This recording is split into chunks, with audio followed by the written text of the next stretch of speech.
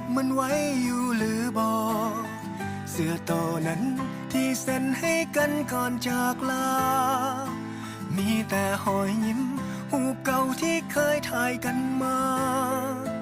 จำได้บ่ว่าในภาพนั้นมีไผแด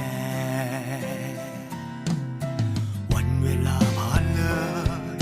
แต่ยังบ่เคยจะลืมเลือนเปรียบดังเหมือนทุกอย่างได้เกิดขึ้นในมือวานขอเสียงทุกคนที่คิดหมอเจ็บฝังใจ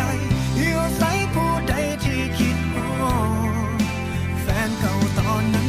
หรือยังได้ใส่ชีวิตร่วมกัน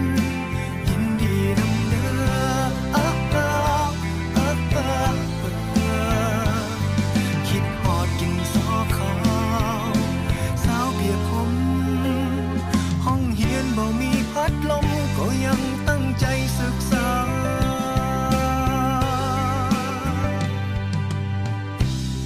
ทั้งคืนและวันจะหมุนไป5 ปี10 ปีพันคืนหมื่นวันนับจากนี้ภาพเก่าเหล่านั้นมันจำฝังใจบอกเคยลืมติดอยู่ภายในสิ่งดีๆชีวิตมอปลายมิตรภาพเหล่านั้นมันยังจำบ่ลืมเลือนเปรียบดังเหมือนทุกอย่างได้เกิดขึ้นในมือวาน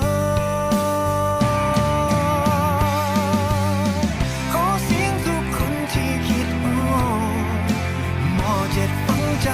อยู่ใส่ผู้ใดที่คิดแฟนเก่าตอนนั้นหรือยังได้ใส่ชีวิตร่วมกันยินดีนำเด้อ